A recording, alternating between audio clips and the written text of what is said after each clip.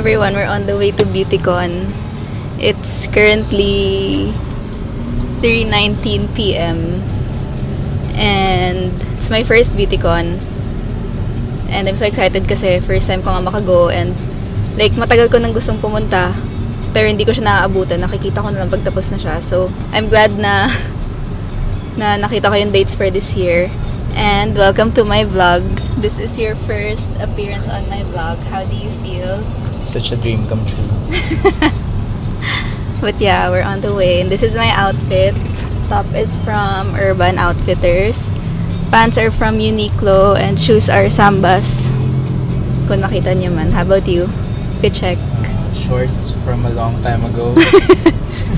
And everything from a long time ago. Okay, so see you there.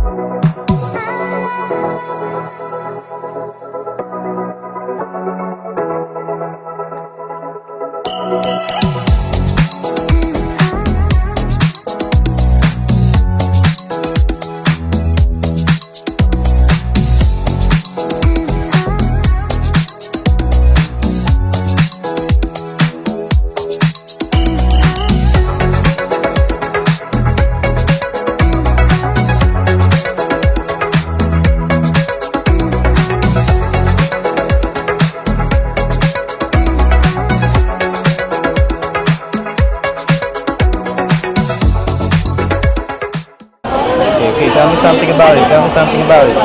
Steel applicator siya. Mascara siya. Sabi nila, lengthening daw siya ng lashes. So gusto ko siya i-try.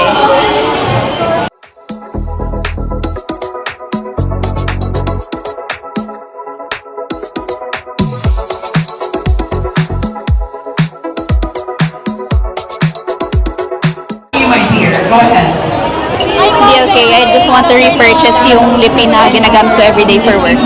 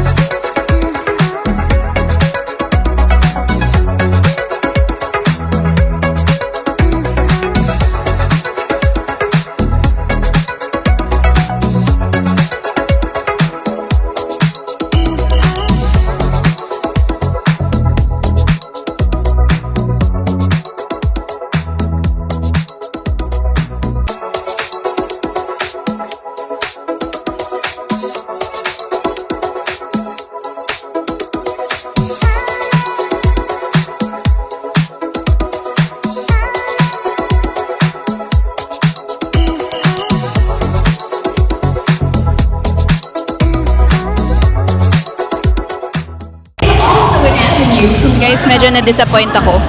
Why?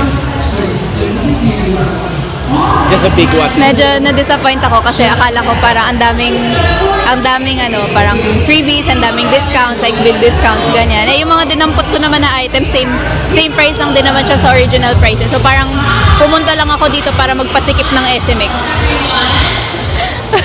tapos ang mahal pa, like, well, not mahal, pero hindi siya discounted. Like, normal price lang siya.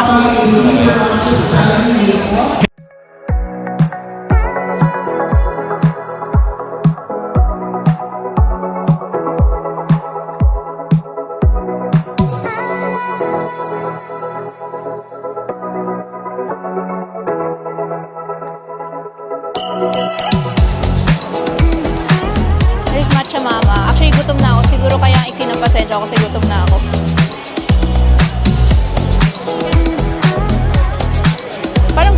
Parang gusto ko ng body scrub, pero di ko alam kung saan ako kukuha ng body scrub.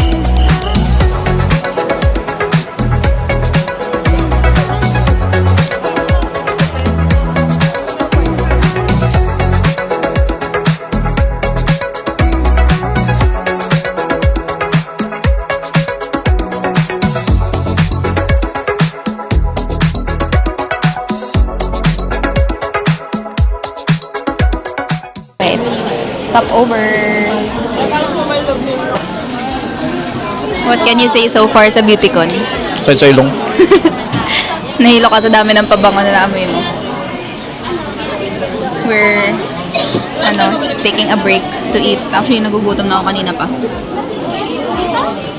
We got baked mac and mango sticky rice. And I got hojicha from Matcha Mama.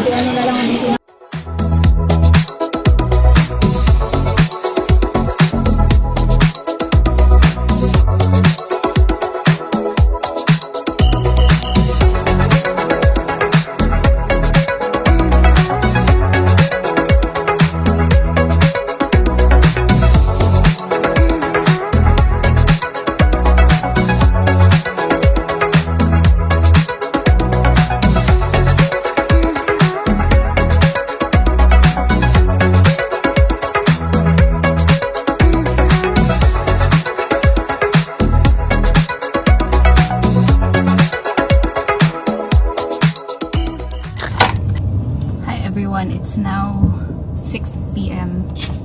and we're on the way sa Moto Expo sa World Trade Center. Anyway, I'm gonna do a haul of what I got. I didn't get a lot of things kasi sa totoo lang nakaka-overwhelm siya. Medyo overstimulating yung setup niya kasi parang basta ang daming tao.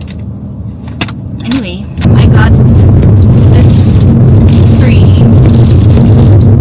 this free tote bag from the Beautycon. Kasi pag nag-minimum purchase ka ng 2.5, may free bag siya na single receipt. And then, actually, nag-expect na ako na madaming freebies sana kasi parang akala ko yun yung purpose ng Beautycon na discounts, freebies, and everything. Pero, walang masyadong freebies. Tapos yung ibang freebies pa, kailangan may minimum purchase. So, ayun. Okay, totoo na. Mag-haul na talaga ako. First, I got this conditioner from Naturals by Watsons. Buy one, take one siya na argan oil conditioner. Na refill kasi may bottle na ako sa house. So, ako na itong refill. It was $209 I think. $209 for buy one, take one. I got this mascara from Bare & Bliss. It's the roll to extension with a steel applicator. And actually, matagal ko na to nakikita sa online na, yun nga, parang curious ako sa steel applicator. And then this one is their new release na may comb siya. So, hopefully, lengthening talaga siya sa lashes. And this was $2.99. Next naman, from BLK, this is a repurchase. I got this Airy Matte Tint in Diva. Ito yung ginagamit ko everyday for work. And gusto ko yung shade niya kasi medyo natural siya na hindi natural. No, natural siya na natural siya pero hindi siya yung OA ganun. Anyway, yes, I really like this one.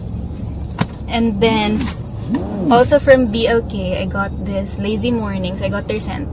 Matagal ko na gusto bilhin yung scents nila. Kaso parang feel ko medyo pricey pa kasi siya for parang di ko kasi alam kung anong gusto kong scent. Tapos medyo pricey siya yung 100 ml ata or 50 ml. But this one is the 20 ml and this was $5.99. And yung scent niya is more on cozy, clean scent. Which yun yung hinahanap ko for everyday scents talaga. But hopefully I like this one. I also wanted to get a scent from Lucky Beauty. Kaso di ko nagustuhan yung amoy. Parang di ko maintindihan, halos lahat pare-parehas lang ng scent. So, syempre di ako makapili kasi di ko alam kung anong mabango dun. Lastly, I got this Easy Matte in the shade Cool Down from Colorette. I asked for a shade na malapit sa ginger kasi yun yung gusto kong scent. Yun yung gusto kong shade na which is suot ko ngayon. And sabi nila, this is the closest to ginger daw. I wanted sana kasi yung hindi liquid na lippy para pwede ako mag-reapply anytime, anywhere. And yeah, that's pretty much everything I got. And the experience was, I would say, 3 out of 5 stars kasi na-overwhelm ako sa sobrang daming tao. Like, in-expect ko naman na madaming tao pero hindi ko in-expect na like shoulder to shoulder in some areas. But yeah, we're now on the way to the Moto Expo. Time niya naman daw. See you there.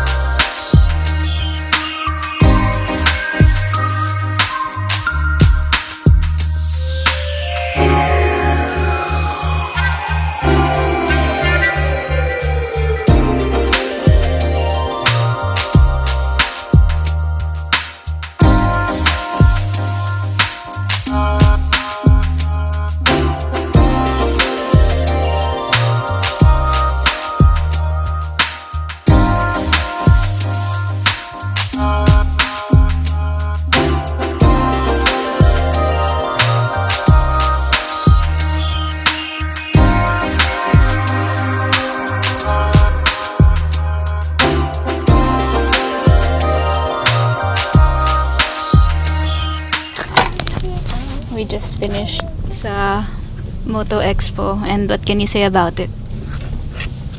Wala, mahal. Wala namang mabibili masyado. Wala masyadong motorcycle gear. Mostly mga performance equipment for racing. Not necessarily for racing. For